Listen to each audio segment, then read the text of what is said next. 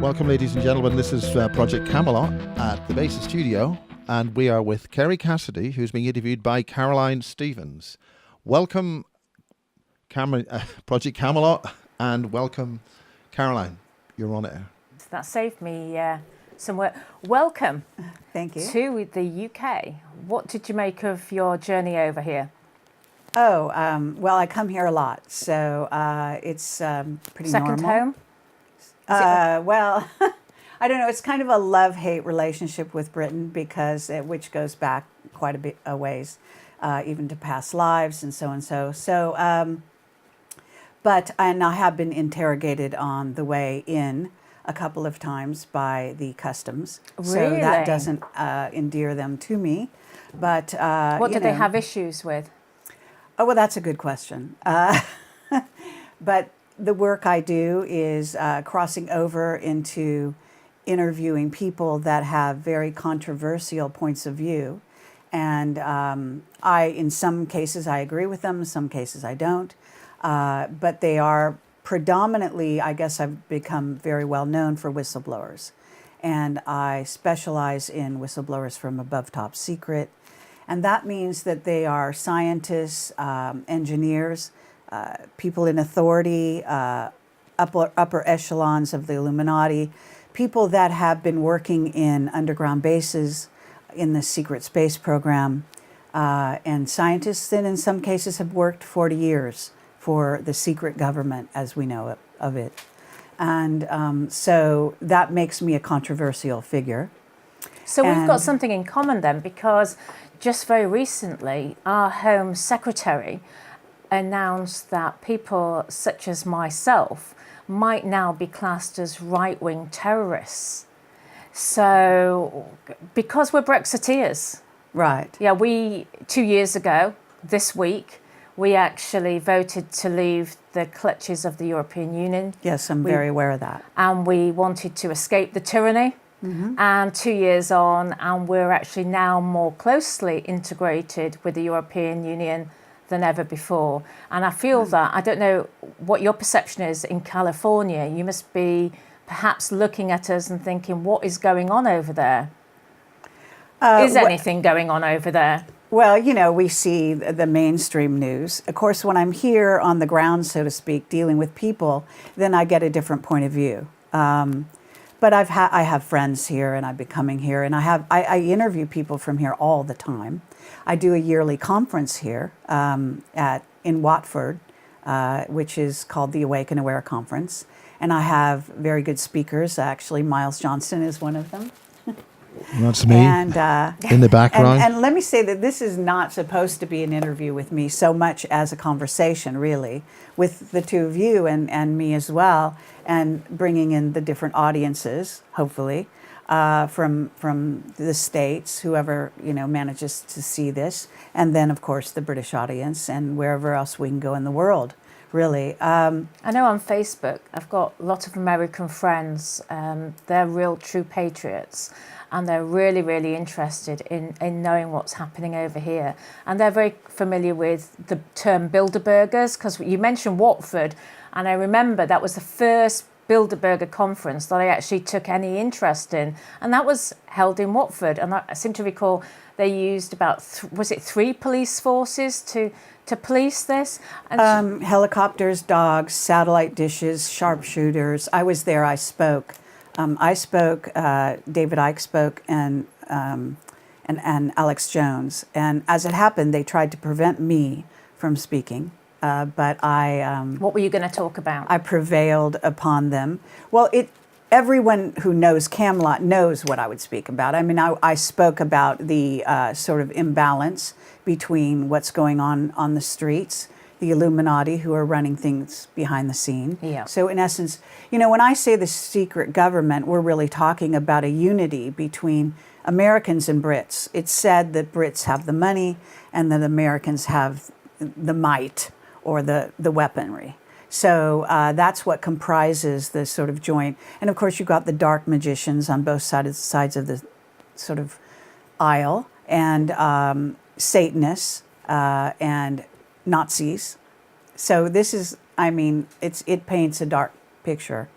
But the one world government, the New World Order, is going to be made up of these people. And there is, I forget what they call it. There's 5 countries that are sort of on the, loosely speaking, the Caucasian side of things. And then there are other countries that are sort of added into it. So you've got, I think it's US, UK, France, Germany,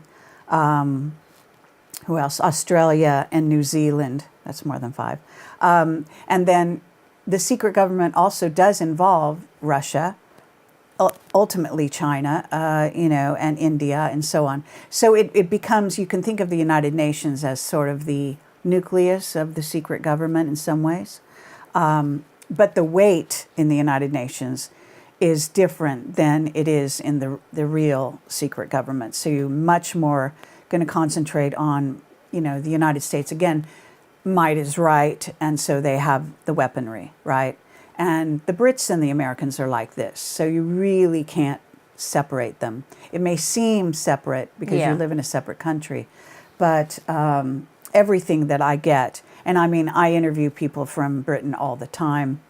Some Americans, of course, or expats, live in Europe and various places, people that I interview again. But I'm also known for having traveled the world with a camera, interviewing, in essence, whistleblowers. So let's say Julian Assange and Edward Snowden they were known to make the word whistleblowers known to the public, but we were doing Camelot before them.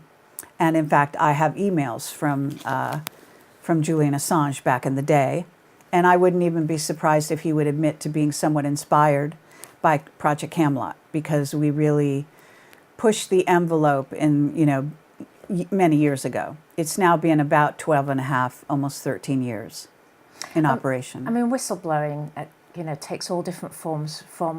I remember working in a bank and somebody whistle blew, and they couldn't get rid of that person immediately.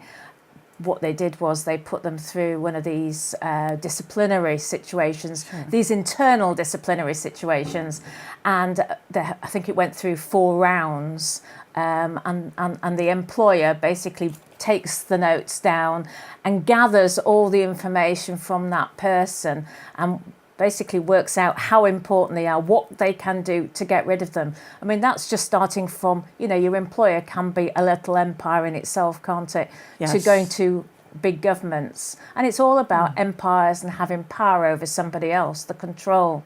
You've got to do as you're told, otherwise.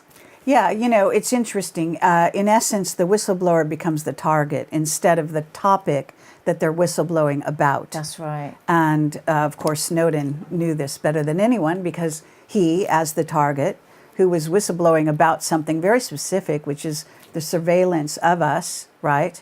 And warning us as a society. So we should be actually honoring him as opposed to, threatening to throw him in jail.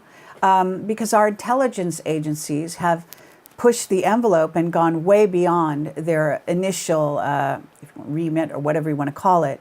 And of course, Kennedy was killed because he realized that. And he warned us. Eisenhower warned us, who was heavily involved with them. So this is what we're really talking about. We're talking about intelligence agencies and the whole surveillance state, the New World Order, kind of taking over and using us as guinea pigs.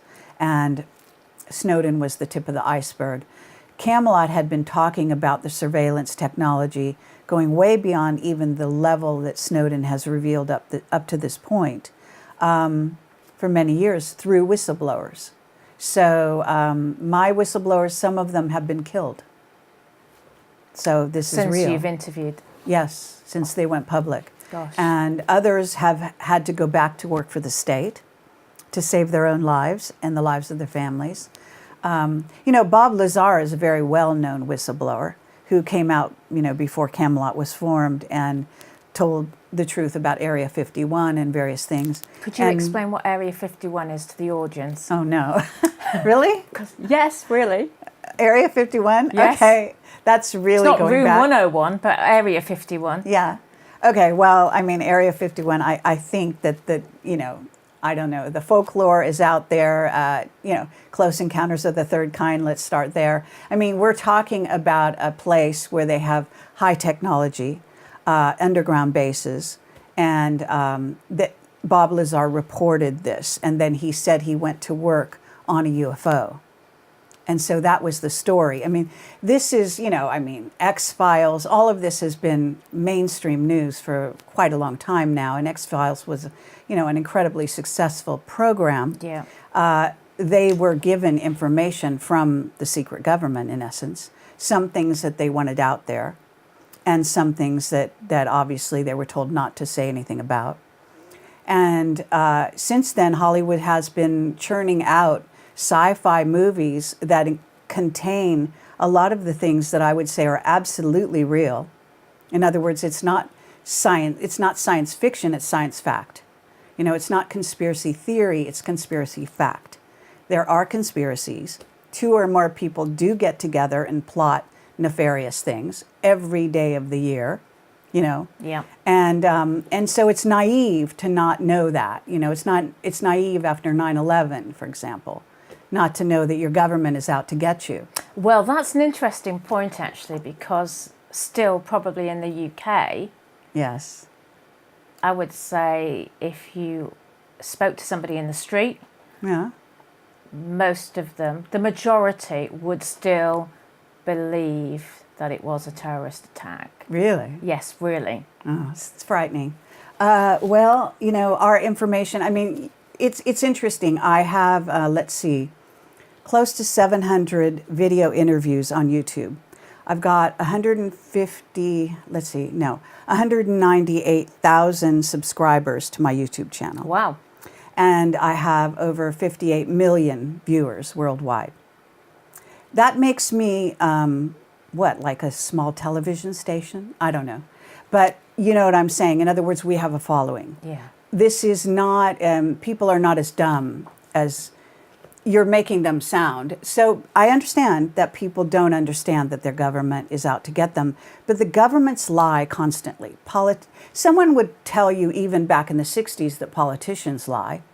So how Brexiteers far think is we're going to that? get Brexit. Brexiteers still think they're going to get Brexit. And I keep saying all the way through, as soon as Theresa May, a Remainer, was appointed as the Prime Minister Right. by the Tory grandees, despite the fact that she had really nothing to do with the referendum apart from turning up to a couple of street stalls with a Remain poster, people believed that she was going to deliver Brexit. They still say we're going to get Brexit. And I say, look, the devil is in the detail. You look at these details. Why is it that we've signed up for a Canadian super deal, which is like TTIP? Do you remember the Transatlantic Trade and Investment Partnership?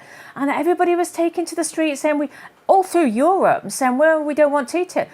What is being rolled out throughout Europe? But TTIP, this gives the power to the global corporations. Sure. This 5G. I've just recently interviewed a guy called Mark Steele, who's a guru on 5G. And I had a couple of people write to me and say, Caroline, I think you've really got it wrong this time. It is just way off the scale. And by the way, these are my initials, BSC, etc., etc. It's the people who had the initials after their name that kept saying to me, oh no, you've got this wrong. But to me, the 5G seems quite obvious. If you've got phased arrays and above your head, they're so powerful. I mean, you must have come across 5G. Oh, absolutely. And I've done Yeah. interviews about this as well. I mean, it's a big story. But I want to get back to this Brexit thing because, it's interesting to me that you think that it may not go through or, that they've sort of, since the time that it passed, right, by a referendum, by a vote, that they're reneging or something, stepping back off that platform. And you were a campaigner in that way, right?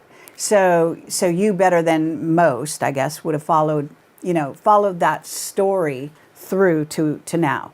So where we are now is there are rumblings, I'd say, in the press, sort of saying, well, should we have another vote? Like, why? Is there a reason to have another vote? In other words, was there a problem with the first vote? And so these are the kinds of things you get into. Was there nefarious goings on? But, to be honest, I think voting is rigged. It's always rigged. I would be highly surprised if Brexit vote wasn't also rigged. Some reason, okay, call me a trifle cynical at this point, in my career, but I would say that nothing happens in the mainstream, what I call the mainstream, which Brexit certainly is, without what we call the Illuminati, the powers that be, whoever you want to say is in control of this planet, deciding that it serves their purposes. Yeah. So what we're looking at are individuals that have artificial intelligence beyond Cray computers, which is old technology now, but basically we're talking about quantum computing. We're talking about this D-Wave, Geordie Rose, if you ever, he's on YouTube talking about the D-Wave computer, how you can stand next to it, it can read your mind, how it's going into the fifth dimension. So we're really talking about a level of surveillance that, as I said before, Snowden never has revealed. So in a certain sense, I won't say he's a limited hang-up. I do believe he's a very good, caring guy. But I have to say there are levels that I've been told by whistleblowers that go so beyond, and 5G is part of it, you see. So I haven't forgotten your question. Basically what we're saying is that's part of, the Internet of Things. In other words, that 5G is going to involve, it's embedded in all the things around us, right? So that those things are going to be bouncing signals between them. And I have a whistleblower called Captain Mark Richards, who's been in jail for over 30 years, who was framed because what appears to have happened, he was framed for a murder he didn't commit. But on top of it, he didn't ever do the murder, even they would say. He was supposedly the mastermind. So 2 younger men supposedly did the murder. But in reality, this was, of course, an intelligence operation to keep him off the street because they look into your future using certain technology, very sophisticated technology that probably involves quantum computers, etc. And they decide what you're capable of, what your abilities are. That's why they track your children from the day they're born so closely. And so what we're talking about is that he was tracked. And he was a very rebellious military guy. So he was highly involved in the American military. He worked for the Navy. He grew up in a military family. His father was, a high-level officer in the Air Force. And it was seen that Mark was not only rebellious while he was working for them, but that he was going to eventually go against their rules, think for himself in ways they didn't, of course, once a military person who rose through the ranks to get to. So he got to the level of captain. Now, this is going to, if you have a conventional audience watching this, they're going to kind of have their minds blown. But he was the captain of what is, in essence, a Starship Enterprise. You can think of it that way. Right. So a very sophisticated ship that was going interstellar. And this is his testimony. And I've been interviewing him for 8 times now. Yeah. And my interviews last anything from 2 hours to 4 hours, as long as they let me stay in the prison. I am only allowed a tiny little pencil because anything else is considered a weapon. His wife is there with me and him facilitating the interview, and she's a lovely person, Joanne Richards, and she's out on the circuit talking about him. And has been for years in his case. And he's been in prison for over 30 years, 30 yeah. years, wow. And she even married him while he was in prison. Wow. Yeah. So, but again, he's got a military lineage in his family. So we're talking, there's a certain level of respect you have to give to a person or a family that is giving their, family members who are dedicating their lives to the military. And his father was a very famous within the military, went by the name of the Dutchman. And all the intelligence services in Britain are watching this and will know what I'm talking about, and they may know of him. He's the kind of person, he went to garden parties at Churchill's house, for example, back in the day. As now he was a child, his father would have known Churchill, right? So this is the kind of thing that I deal with. And the bottom line is that, this, to get back to the 5G, he told me a story in the context of my interview. And I said, tell me about artificial intelligence. What do you know about it? And it was the one area where he is most reluctant to talk. He would talk about aliens and all his interactions and his battles with alien races. And I understand that might be beyond the pale for your listeners. But nonetheless, that's what he talked about. Yep. And it's all on my website for those that are interested. And, what happens is he said that if, for example, a car, any kind of car really, but even let's say a more modern car, but will have AI in the engine. It will drive by a military base. The AI in that engine can jump the same way 5G is talked about being rolled out. You can appreciate, they don't roll out anything that they haven't already had for a good 10 years in the secret, above top secret area, right? So the AI will jump from the car engine to the computers on the base to the telephones. They even say to the things like toasters, mechanical, anything mechanical. And I'm sure, there have been sci-fi movies made about this kind of thing. But the reality is that's what 5G is. And in essence could infect a base and basically begin to take over, to bond with the various smaller individual, like the AI that runs your bank, the AI that runs the banks in America versus the AIs that run the banks in Europe, talking to each other. And then what you get is like a battle between the AIs. Not all the AIs are going to get along or agree. And then you've got alien AI, because it said, what Mark says is the no race becomes spacefaring without developing first artificial intelligence. And of course, this is where humanity is now. We are creating artificial intelligence of our own. But that doesn't mean and even Geordie Rose, this software engineer who's kind of a salesman really, who's gotten involved in, creating this quantum computer, right, called D-Wave. Have you heard of them? No, but I've heard of Geordie Rose. Okay, great. Yeah. So go on to YouTube and just put in his name and watch him speak. I think he speaks on a TED. There's TED seminars. TED Talks. Yes. So I think it's a TED Talk, if I recall. And it's like you get the 20-minute, download. And he's saying, this thing can read my mind. I'm standing next to it. And really, any scientist who really knows their stuff will tell you time and space is an illusion. So just because you're standing next to it doesn't mean that's the only time they can read your mind.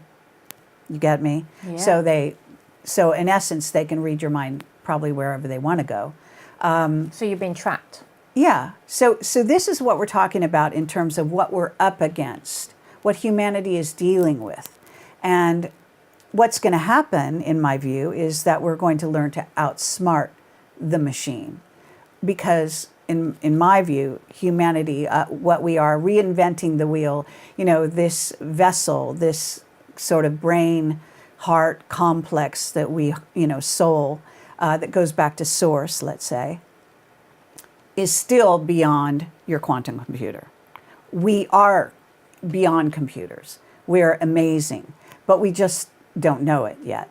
We're unfolding our abilities. Well, I was watching that video a few days ago, and the guy was saying, if you love and hate at the same time, no computer can do that. Right. But humans can.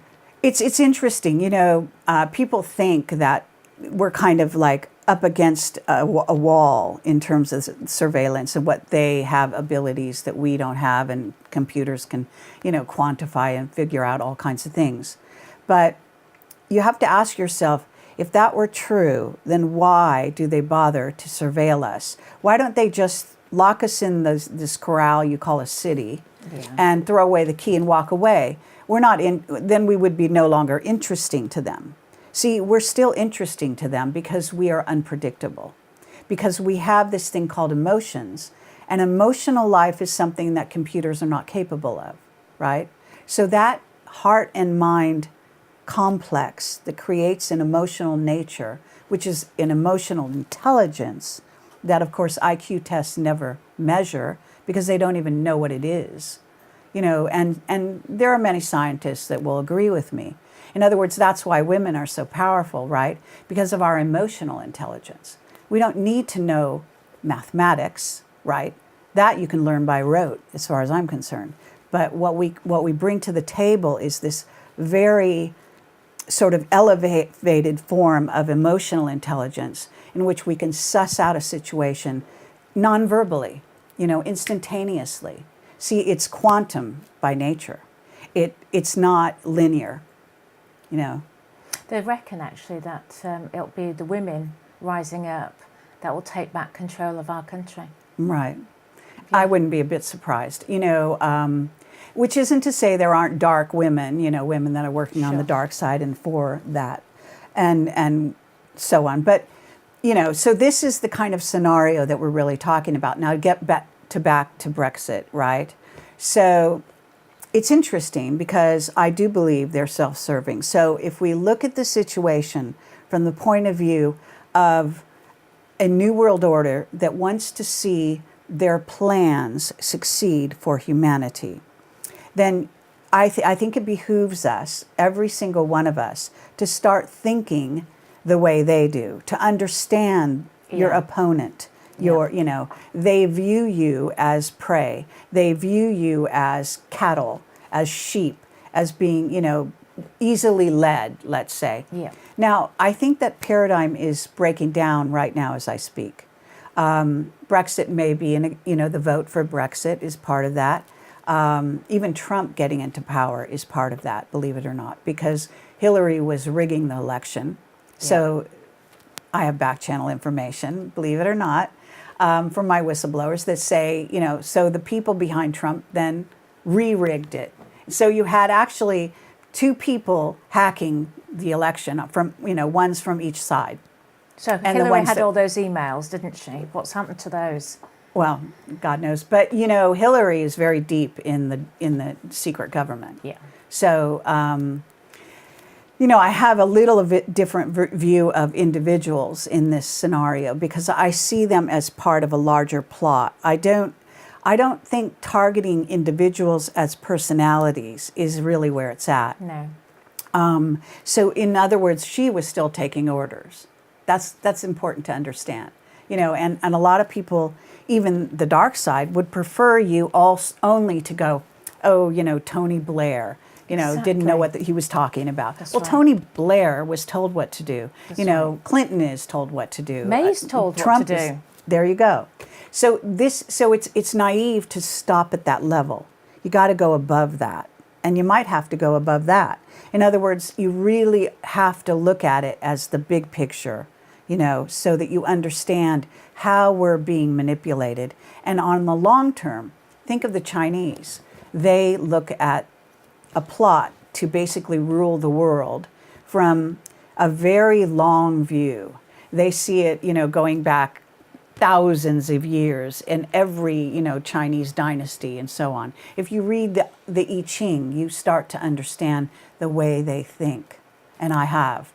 I studied Eastern philosophy. I studied Buddhism, Taoism, you name it, Zen. And I meditated. I connect all my chakras. I've had multiple samadhi experiences. So I studied these kinds of texts that don't kind of get to the West much, although it's changing. People are starting to understand when I say what I just said. Well, it's China's not Greek to most people. Sorry to interrupt. China has got the social credit system already, hasn't it? 11 million people are facing an impoverished lifestyle simply because they're classed as lower social class. They can't now travel on public transport. Their telephone calls are interrupted. Somebody intervenes and says, are you happy to continue speaking to this person of a lower social credit class? Yes, this is what's happening now. That's unbelievable. And so you can see they want us to have a cashless society because that's where your control is. Right. We've only ever, we've seen banks where the machines haven't worked over the weekend It's only happened just recently, one of the major credit card companies, and people weren't able to pay their bills. Can you imagine if you have no cash to fall back on? And that's what they want. They can control Absolutely. everything. Right, and they can cut you off. Yeah. If you're doing certain things they don't like. I mean, to get back to me being interrogated at customs here in Britain, I'm a law-abiding American citizen, and I come here as a tourist, really, and also because my boyfriend lives here. Well, forget the fact that, we've been together all over 5 years, but even after the first year of coming here, they wanted to know when we're getting married. Why is that their business? Seriously. This is the kind of thing, but they actually stopped me. So you have all these people that, a lot of which are immigrants coming from other places, right? And supposedly America and Britain are supposed to be, hand in hand. Yeah. I'm a well-known journalist in the alternative sector in America, right? With the kind of audience I've already talked about. And so you would think I'm a known entity. Do you know what I'm saying? They don't have to interrogate me at customs. They already know who I am. I've been coming here for years, even before the last 5 years. I've been coming here ever since the beginning of Camelot. So what they said to me, and I was here over Christmas, believe this or not, for a 2-week span of time, not a long span. But they noticed back in my passport that I've been here a lot over the last few years. And so they start asking me questions. They take me away from that podium into this little corral area, make me sit and wait. Now I've been on a 10.5-hour flight, right? So you're a little tired or whatever. And they took me out to this, then they got this woman, then they got this man. Then they started to threaten me that they were going to take me to a room and interrogate me, which, see, they don't know, I mean, those people didn't know what I do for a living. So if you tell me you're going to take me in a room and question me, to me, that's an interview, and I would just enjoy that, right? But what they did, they took me all over the airport looking for my suitcase. When they found it, then right in front of all the people that are filing in and out and being released to go, get their suitcases and leave, they took the entire suitcase, every piece of content out, and started to examine it very closely as if I'm some kind of terrorist, potential terrorist. And you have to say, who ordered this? Why did they decide to do that to me? Yeah. Right? And it was just an, intimidation tactic. What happens is now I'm not positive what happened, but I was told by one of my whistleblowers who I called a couple people. I called Michael Shrimpton, who's a barrister, who I've interviewed, and who is warned the British government of a possible nuke attack, which turned out to be legitimate according to at least the NSA, the American Intelligence Service. But they threw him in jail anyway. So he's a barrister who's very awake and aware, what I call awake and aware. And he basically tried to help me by putting me onto somebody who dealt with customs and so on, because I'm saying, and it was 3 hours that they were doing this. So I'm saying, they're delaying me. Can you help me get through this? And then I called a contact I have that's associated with intelligence agencies in another country. And it turned out that first he said, oh, I can't do anything for you. And so I was really sort of angry because I know he has contacts, right, that he can do something. And then I found out later because someone somewhere in that process made a phone call. And all of a sudden they walked over to me. They handed me back my passport, which they'd kept, and they allowed me to go. And they said, you're free to go. And they never made good on their interrogation of me. They never brought me into that room and did that. They did search on my stuff, but at some point they got interrupted. And since then, I haven't had any major interrogations going through customs. So I don't know if I'm now a known entity, and they've given a hands off. God knows when they'll treat me not like they did Snowden or the journalist who interviewed Snowden, Glenn Greenwald, I think. No, is that his name? I'm not sure. Anyway, you know what I'm talking about?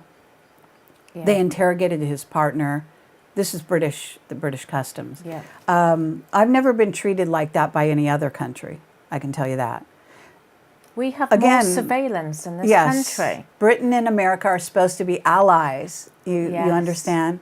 Yeah. So, But we have a really strange system here now, because we're pleading austerity measures, and on the police front, in this particular county, we're going to lose yet another 25% of our police force in the next couple of years, and yet nationwide, we're only now tracking down something like 5% of all burglaries. The actual criminals were, it's becoming anarchy. Anybody can do anything here now and not get caught, and the good people get put away. right. How does that work? I mean, Exactly. we've just had a recent chap put away, Tommy Robinson.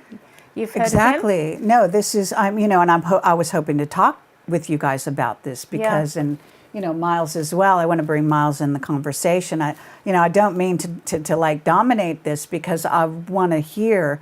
The Tommy Robinson thing is really interesting.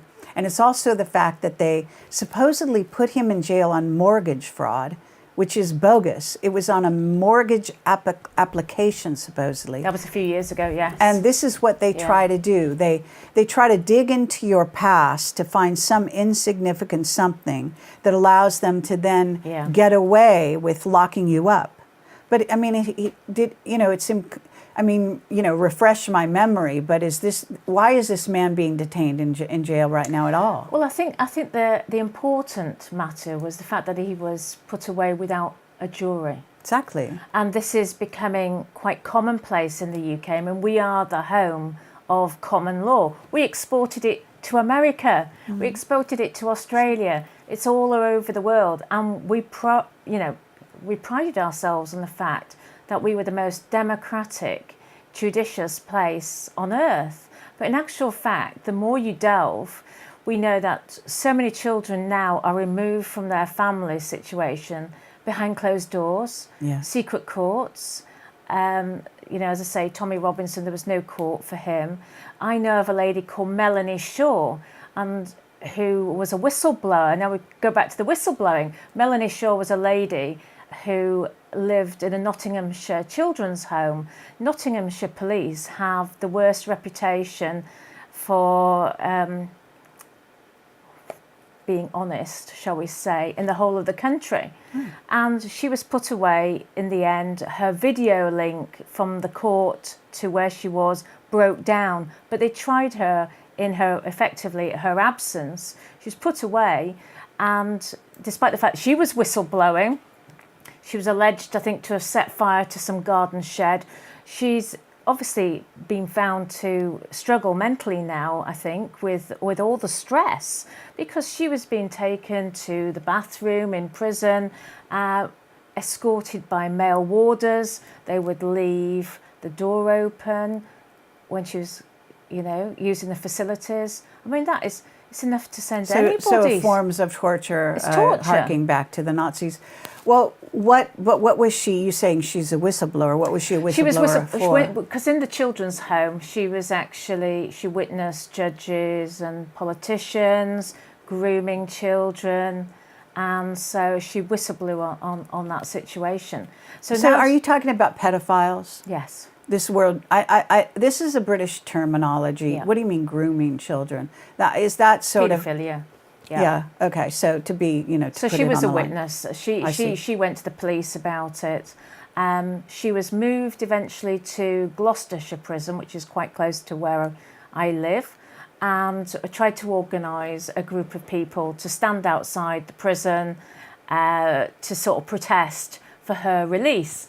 And what happened was, when the authorities got wind of the fact that people were taking an interest in her reason for her captivity, suddenly, because we were getting the local MP on board, suddenly she gets moved to a prison in Cheshire. Right. So the idea is you get moved around. So it takes a while for people to catch up, to find you. You're only allowed so many meetings a month. When you write to somebody who's a prisoner, you actually have to put all your details on the envelope. So basically, the authorities can open a file on you. They might never have heard of you before, but then suddenly you're in the spotlight. Well, then. actually, that's what happens when you watch my stuff. Just kidding. No, not really. The fact is, people say to me, are they going to know who I am now if I come to your conference? Yeah. This has been going on for a long time. But In other anybody words, stands tracking people. Well, I mean, anybody who stands for Parliament, especially in more extreme parties like I stood for in UKIP, those are the parties that they're particularly watching. Right. So, yes, there'll be a file on all the parliamentary candidates. And the people that follow you. Yes. And vote for you, right? Yes. Yeah. So this is, incredible stuff. I do want to angle on this pedophilia issue because it's major at this time. It is. Right. And in America as well. So, and Canada and really the world, Thailand. Watched a documentary on the BBC. I think it was BBC in the plane on the way here. The people that were doing the investigations kind of didn't live up to what they were faced with. And given that it's a very complex story, this whole, pedophilia thing, it's like an epidemic, but it's certainly like an epidemic at the upper echelons of power. And this is what really comes through. I mean, that's the thing Tommy, about. I was going to say that was the thing about the Tommy Robinson. He was exposing the Muslim grooming gangs, but we have white grooming gangs as well. We have MPs in Parliament in 2016. The allegations are that 164 MPs in 2016 were on the official sex offenders register. That's extraordinary. I mean, to your audience around the world, they will find that really hard to believe that MPs could actually be on the sex offenders register. So let's clarify this. And I was talking to my British partner about this so I could get it straight. An MP is an elected official. Is that correct? Yes. Okay. So I don't understand how a person can be on the sex offender list and still be keeping their position, their office. They've been voted in. Why don't they lose that standing? It would be like a congressperson in my country, I think, being accused, which of course it's very possible. But if they're actually on a list already, that means they were convicted. Is that correct? Yeah, as far as I'm aware. That's unbelievable. Yes. They will have how does that just downloaded. How does that even work? Well, we've had situations. An MP has disappeared for having various parties with rent boys quite recently. What's happened to him? We don't know. There are investigations ongoing. Who knows? Right. Well, wasn't it Jimmy Savile that was completely, backed by the BBC for ages, and they knew full well that what the man was up to, right? Yeah. I mean, Hollywood is so guilty of this as well, so they're not immune, right? And we have ongoing investigations in that area at this time. You saw the interview that I did with John Wedger the other week. The whistleblower. Oh, yes. From the Met Police. What's interesting about him, I want to say, is that I had a whistleblower. I spoke at a conference not long ago, really, I think in a matter of months, in Ireland.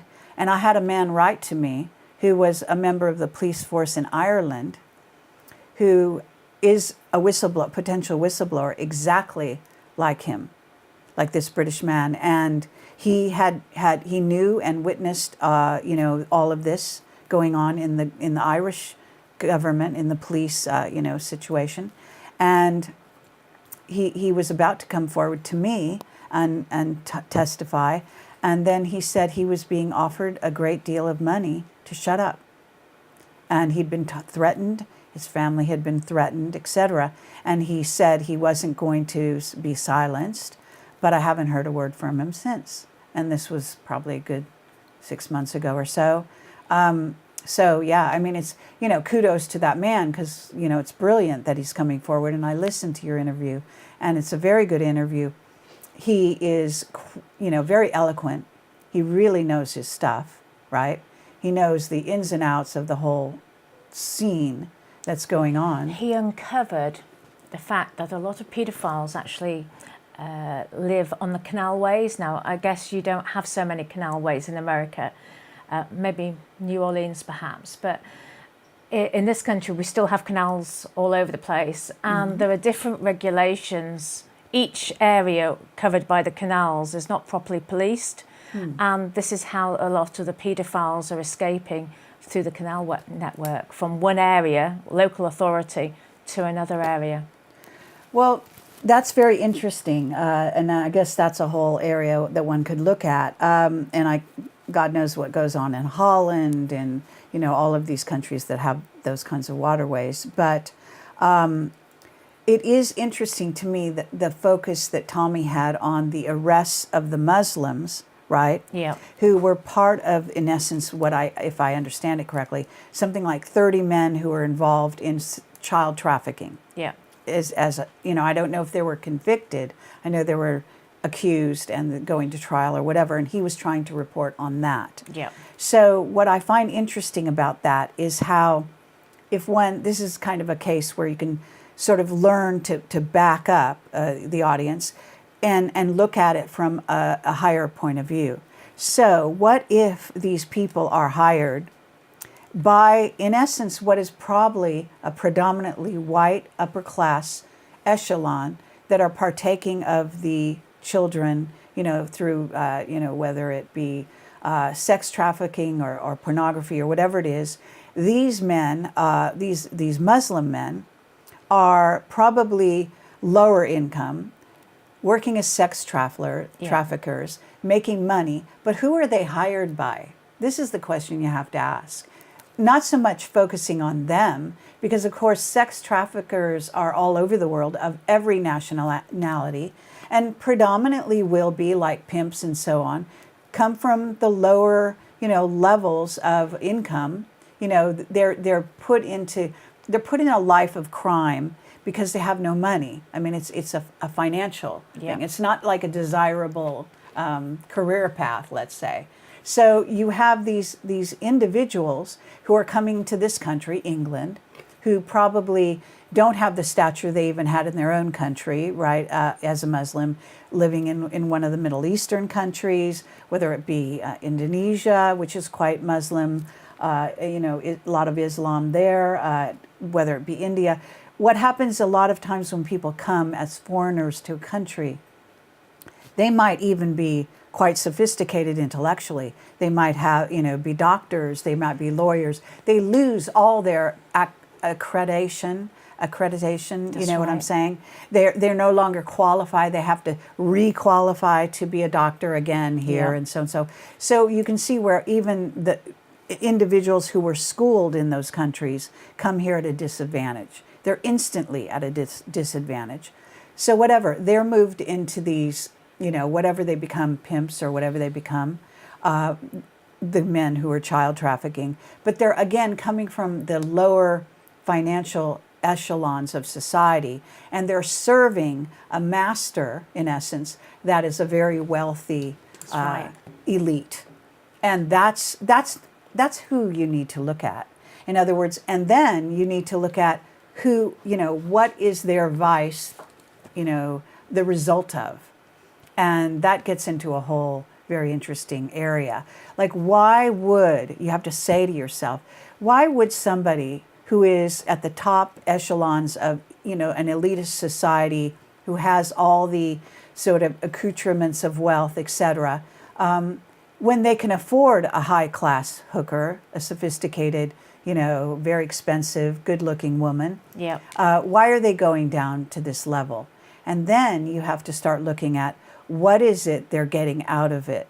What is the special, thing that's going along with it? In other words, can you cure these men of this vice?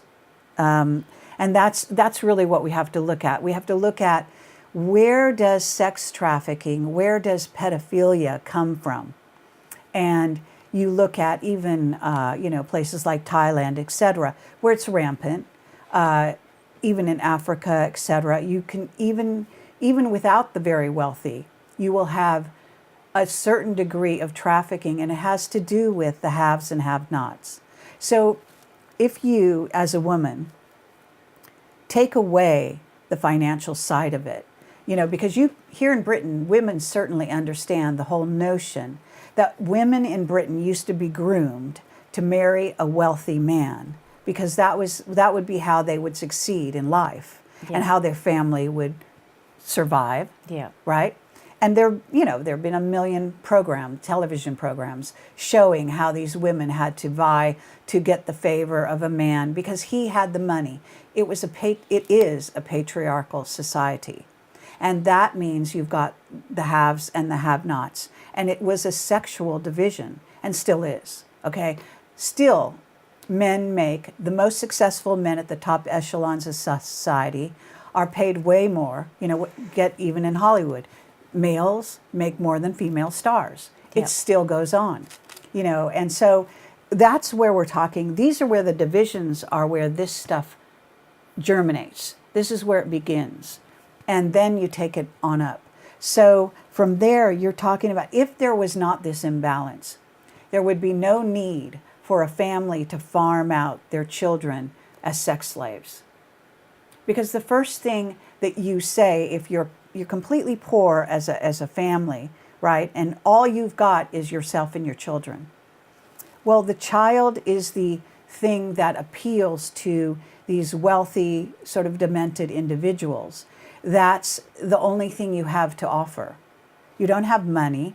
You barely probably have your working ability, and that's certainly been exploited to the nth degree. You probably work in a factory or a farm or whatever, and people get older. The only thing they have is their kids. That's all they have to offer.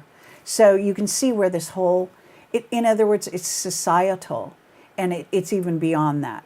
And it's being sustained by the government. It's being supported by the legal system, the schools, the churches, etc. And the where's it been going on? industry. It's been going on in the churches. It's been going on with the judges. So you've got these judges who are presiding over these grooming gangs. Right. And a lot of them are into that sort of thing themselves. Right. Hence the Melanie Shaw whistleblower case, where the judiciary, the system, the establishment are determined to keep her quiet. I mean, what happens with our politicians years ago? I mean, we're in Wiltshire today. Wiltshire's very famous for a certain MP, Prime Minister, who took us into the European community, and which then became the EU. And, there have been allegations. There has been an investigation by the chief police of here, a guy called Mike Veal. Mm-hmm. He investigated this in the last couple of years, and he has been vilified for actually, in the mainstream media's opinion, of wasting taxpayers' money. He's done it on a total shoestring, and sure enough, yes, he would have been interviewed had he been alive today. And, he's the guy who we can blame. We have got to blame somebody. He took us into the European Communities Act, passed that in 1972. People were not asked. And, he'd been given specific advice by a guy called Lord Kilmer, the Chancellor, in 1960, saying you cannot take Britain into the European community because it goes against our British Constitution. We cannot be ruled or governed by any foreign power or prelate. Mm-hmm. And that's where, now we've got a situation, we've got the government saying, we can do what we want, we are sovereign, Parliament is sovereign. So now on these marches we're doing now to try to bring about Brexit, we want to send a message to the government saying, no, the people are sovereign, the people will take back control. Thank you so much for a riveting interview. You've probably got a little bit more of an idea of what's happening here. We're not going to take this lying down. So with all your followers around the world, I do hope that they will say their prayers for us Brexiteers. Caroline, if you want to read off the screen any of the questions, there's quite a few questions. I thought we only had 5 minutes left. Well, it's we are a bit of a free format, but if you want Jill Dando, oh yes. Yes, all these conspiracies, these real situations where people disappear I reckon Jill was silenced. Yes, she was silenced. Anybody else? Does anybody want to explain who Jill Dando was? Jill Dando. She was trying to uncover. I can't remember all the ins and outs Kerry about understand it. that? She was murdered very violently with a gunman. It Former says, BBC presenter. That's the Facebook. You've got on the screen there the questions on the right. okay, I don't see any questions though. I see it. There's comments. I Right, see. Yeah. Can you move down? Let's have a look. So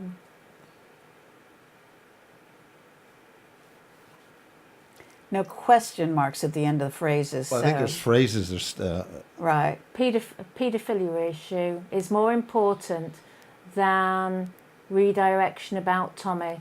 It's the system is hell-bent on jailing him or censorship. Shows how paranoid. But the thing is, with the establishment, you can easily see, though, that, I mean, Tommy Robinson himself has created division. And this is why we need to totally focus on bringing down the British government and having a clean sweep. Before we plot revolution, the whole point about I'll butt in here. The whole point about Tommy Robinson is it's controlled opposition. There's two camps on that. What do you feel about that? What do you feel about that? Controlled opposition. In other words, a false flag opposition put in there. He was thrown in jail for contempt of court. It's not the actual crime that matters. If you're in contempt of court, bingo, straight to jail. Well, the focus, again, it's always the focus on personality, right? So he may be a perfectly well-meaning individual. I've seen him speaking briefly, so I haven't really studied him in depth. But I can say, as I was saying, that again, it's what he was pointing the finger at was the arrest of some child traffickers who are in essence happen to be Muslim, but they're not the only ones. Exactly. And they're, again, who are they working for? Who are they delivering so-called product to?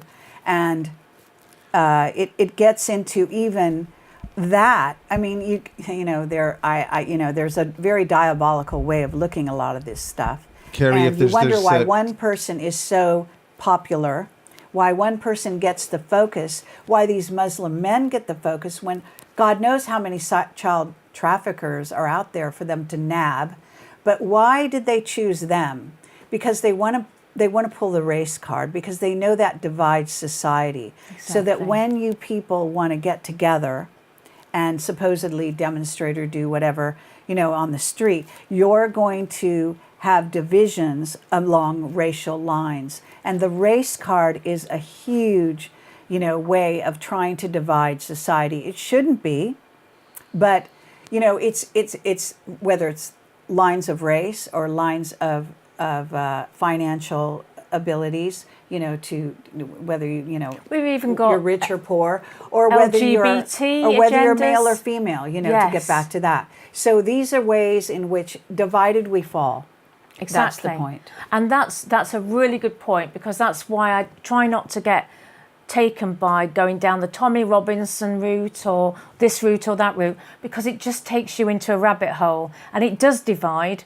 And what we need to do is we need to unite against those echelons in society who are determined to bring us down. And the only way we can do that, whether the MPs are unwitting accomplices or not, is the fact they are supposed to govern us. And so they're not doing a very good job. They're not doing any sort of job at all. That's all of them. So we need to, it's a pantomime, you see, in Parliament. A lot of the stuff that goes on, they don't debate.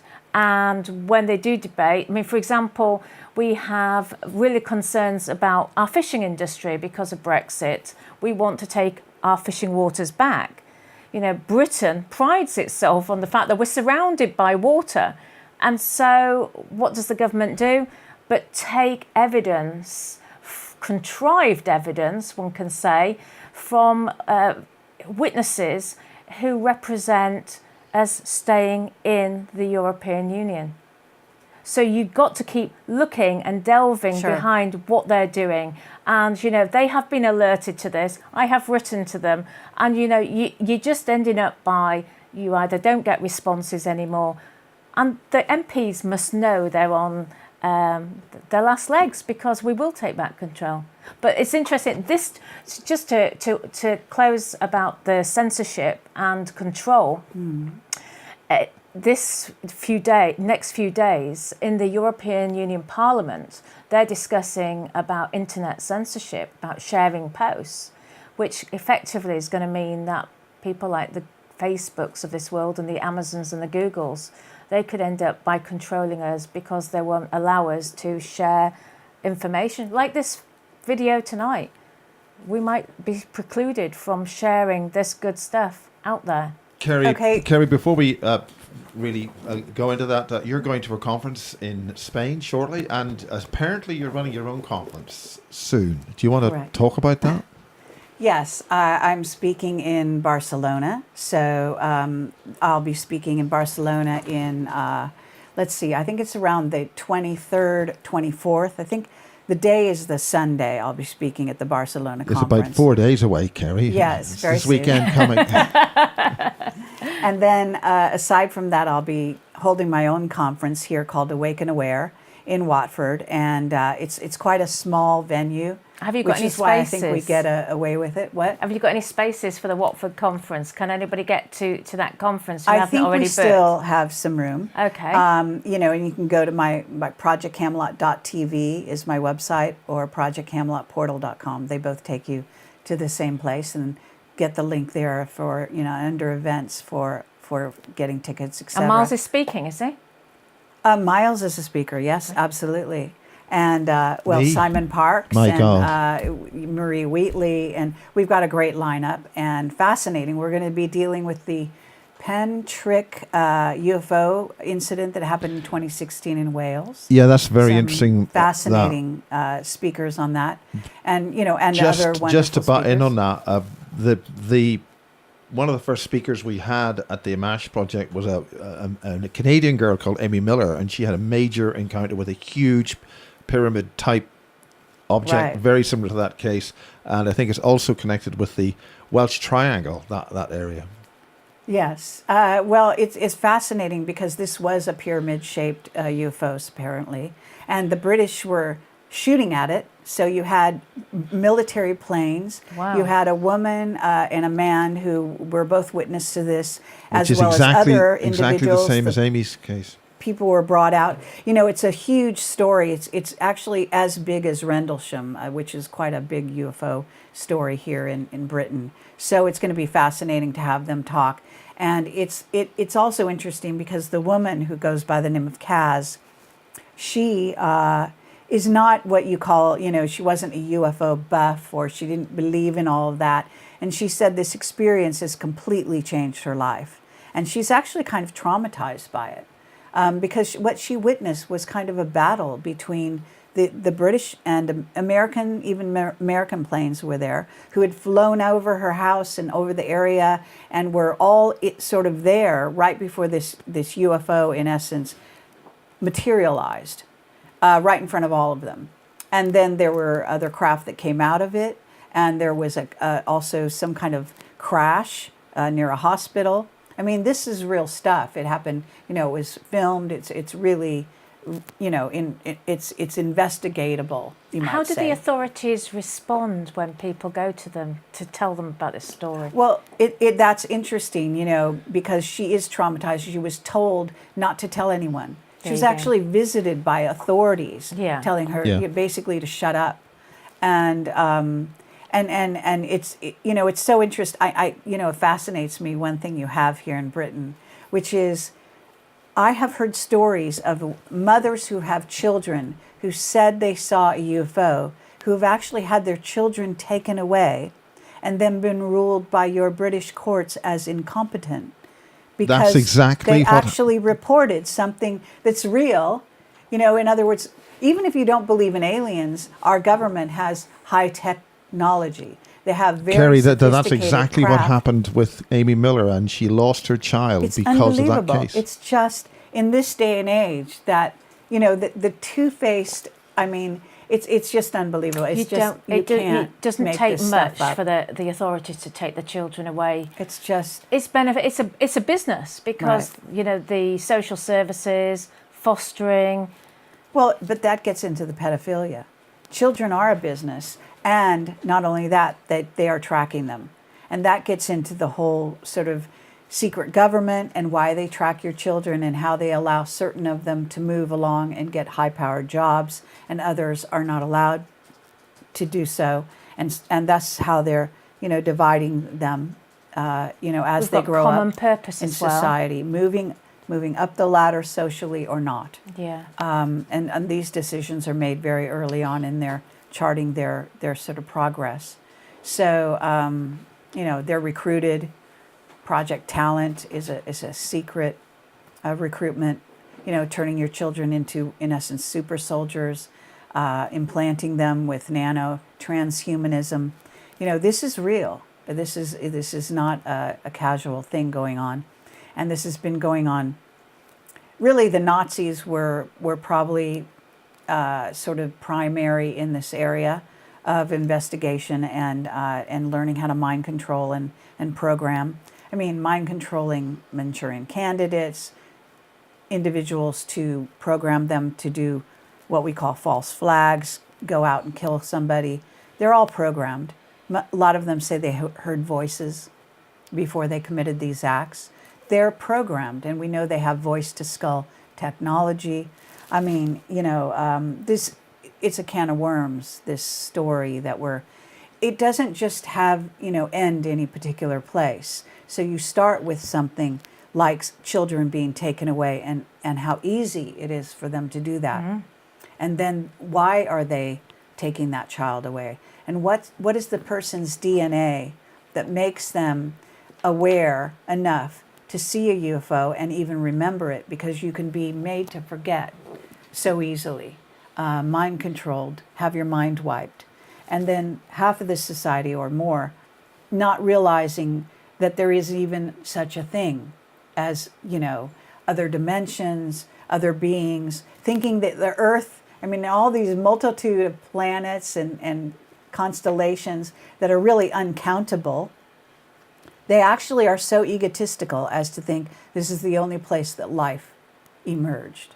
And again, that gets into the whole religious fanaticism, which has basically closed people's minds since they were children to think only along a certain, line.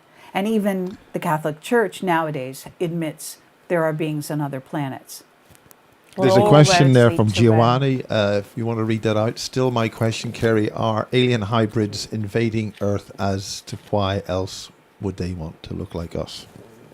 Well, there's an alien, you call it alien, but there's a gray human hybrid program. The grays are notorious, the little grays with the big eyes and so on. That's just like the tip of the iceberg in terms of other beings from other planets. That's the whole point of the logo behind you. Beings that look like us, that are also walking around here and working with us, trying to rule us in some cases. That gets into, I just got back from Egypt, and if you look at the beings that are carved into the temple walls, you see that they have lion beings, alligator beings. They're all standing on two legs in a humanoid form with the heads of other beings, bird beings. These are the predecessors to humanity. But there's also the humanoids, and they're very tall.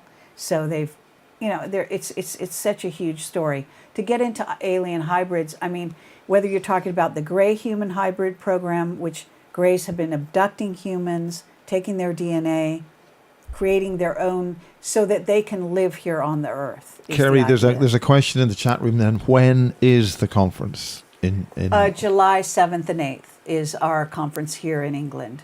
Okay, so we're getting a bit late here. It's 21:53 hours, British summertime in the middle of Wiltshire here. Any sort of... I'd like to comment, actually. Ben says the fishing industry is only a small industry. Well, it is only a small industry now. It didn't used to be. That's the power of the EU does to you. Well, you have to look at also Fukushima and how Fukushima has put radiation into the waters and into the fishing industry worldwide, such that we are all ingesting a great deal of radiation when we eat fish. But it's also in the land, because this stuff travels through the air, so you can't avoid it. It's on the vegetables, it's on what we eat, it's the water we drink, etc. So, there's a huge modus operandi, there's a huge agenda here, and it gets back to the rulers, of so-called rulers, attempting to rule this planet, attempting Well, there's to a change of create guard coming. human, basically a humanity, what we call 3.0, which is to do away with certain, group of individuals that are over the age of, let's say, 50. You're basically over the hill as far as they're concerned. They're interested in your children because those are the ones that are going to repopulate the planet, that they're going to allow to live, and that they're going to put through the chemtrails using nanotechnology and biology in various ways, genetic engineering, to create a whole different breed of human. This is the motivation. So transhumanism. Well, I mean, the fishing industry has, the fish ingest carrier bags, the plastic. Right. So you can imagine what we're eating. We've had so many more cancers than we've ever had before. That's not accidental. No. Heavy And the metals, chemtrails. parasites, all Another sorts of story. stuff. So- Have they got any messages over there? There's somebody saying, Kerry, in capital letters, Gail. Do you want to read that? Can you read that? Wait, Kerry. Somebody mentioned that you worked for NASA. Actually, I was a contractor for JPL, and that's I was writing on my lunch hour screenplays for Hollywood. So yes, I did work as a contractor for JPL. And what is the question, though? I guess It's more of it's the usual question as a statement. Okay, who else is? I'm not sure what the question is. Who else is speaking at this great NASA conference? never Who else answer. is speaking at your High Elms conference? The High Elms. Okay, so we have Simon Parks, Miles, Maria Wheatley. God, I'm going to forget somebody. The two people from Kaz and her, the investigator actually of that UFO incident. God, I'm forgetting. And someone. Charmaine D'Souza, a reptilian lady. Yes. Very nice lady. And Talking about shape-shifting reptilians. it's all on my website. Sorry, I'm really. You must be jet lagged. Yeah. And where are you going in the next couple of days? And is Steve Bassett going to be there with you? Oh, this is the, In Spain. well, I'll be speaking in Barcelona. So there are other speakers. Actually, I'm not even sure of the speakers in Barcelona besides myself. I think John D'Souza, I think that's his name. He's kind of a brilliant guy, and he's written a couple of books. I've interviewed him. And he is, I believe, if I remember correctly, a former police officer, I think it is, and or either that or a member of the FBI. At any rate, he now is on his own writing books and is talking about the whole alien visitation to planet Earth.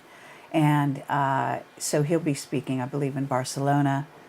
I'm sure there are lots of good speakers at the it's called the UFO World Conference, as far as I know. And while you're there, I'm going to be up Sunday. in Manchester, where Barry Oh, Fitzgerald is speaking. He is talking about there's a lot of stuff happening in Northern Ireland, a lot of cat mutilations happening over there, and Barry Fitzgerald will be, he's a brilliant researcher into portals in Ireland, and he's going to talk about the Nazca Greys.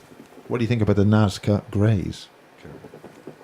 Well, they're actually robots, and there's two kinds of beings. The Nazca alien situation is really fascinating. I've gotten quite involved in interviewing people that are remote viewing, and accurately, they remote viewed the site and what happened there with it in many years ago. And then I guess it was Gaia TV, went there on the ground and found the very things that the remote viewers saw.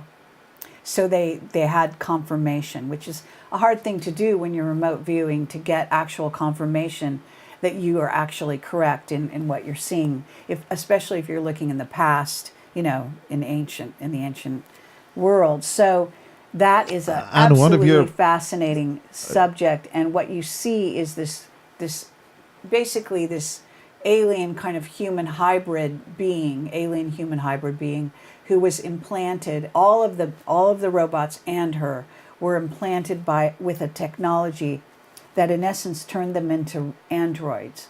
And that this goes back, and in terms of timing, thousands and thousands of years. So that means that this planet was invaded by alien hybrids that were in essence having artificial intelligence in as part of their body. And so it's proof of that.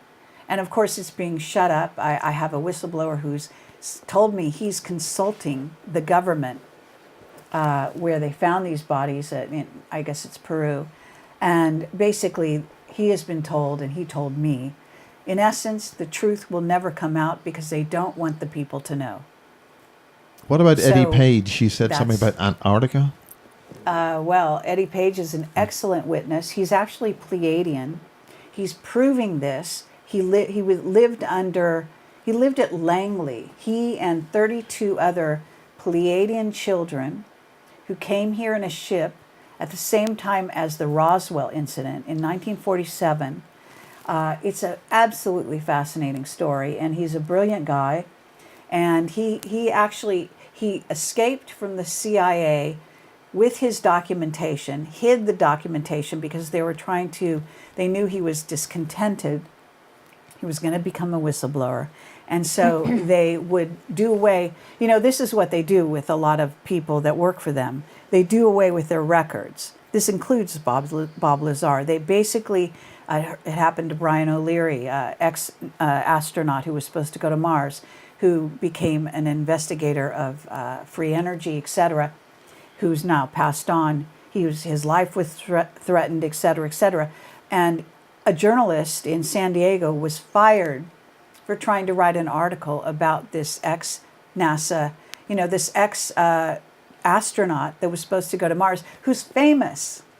He's completely famous. You can't disappear records of a famous person like that who's, an astronaut candidate. It's crazy. And yet they try to do that. So it's one of the ways in which they, in essence, discredit a person. Then people fight over, where is evidence of their degrees? They never graduated from college because we can't find the paperwork, and so on and so forth. So in Eddie Page's case, he was smart enough to find his documents, disappear with them, and make copies of them, obviously. And I have some of that documentation, and he's coming out as a whistleblower. He's written a book, and that's being published very soon. He came out back in 1993. He had quite, sort of a stir and a following, of course not in the mainstream, but in the community. You call it the UFO International community. UFO Congress did a film on him, and it's on VHS. In Vegas, and then he kind of went black, as they could say, and he went on the run from the CIA, and then all the other grown up now, there's 33 of them altogether. They're Pleiadians. Their blood type is O negative, and he's traced the blood. He's also spent a long time working with Zecharia Sitchin. And really, I'll be talking about this when I give a lecture, and I have all my documentation with me. But go to projectcamelot.tv, read what he has to say. He's the one, apparently. His group are the ones that gave the MJ-12 documents to the researchers. And there's been a huge controversy now in this community for, I don't know, at least 20 years, I'd say, over the MJ-12 documents. What are the MJ-12s? They reveal the existence of an organization that Truman put together called MJ-12 that is all about handling the, in essence, alien problem. Yeah, but in other words, MJ-12 it was Dulles. It started MJ-1. out as a group of 12 individuals had top military generals were part of it, and it still goes on today. It's way more than 12 individuals, but it's, the British are highly involved, and so on. So this is an organization no one knows about, but there was documentation, proving its existence, that a lot of people had said, some said it was fake, the documents were real. There's a father and son duo, who Ryan Wood and Bob Wood, and they have a website called themajesticdocuments.com or .org, one of those, and you can go on there and look at all the research they did. They actually did what you call forensic investigation of the documents, trying to look at the seals and so on to figure out, the typeface and whether it's real, it was typed on a typewriter at the right era, et cetera, proving the existence of this body of individuals that are involved and have been involved, some British, some Americans. There may actually, at this point, there may be some, Germans involved, et cetera. German agents, DVD. Exactly. The Dulles brothers. Okay, yeah, we're running very late, so girls. Sorry. So. Yeah, Okay, well, lots to look forward to at your various conferences. Thank you so much for coming into our studios today, and I just wish you all the best, and Thank hopefully you. we can chat again. Absolutely. And then we can give you an update on Brexit too. I hope to hear more about that. Absolutely. Yeah, Yeah, thank you very much. And it's hello and good night from me. I'll fade the girls out. Thank you very much indeed. This has been a Basis Project special for Stepping Stones, bringing an audience which otherwise wouldn't get anywhere involved with this kind of thing to be involved. And I'm going to say good night. And we're off to Devizes somewhere, a small town in the middle of nowhere. Good night.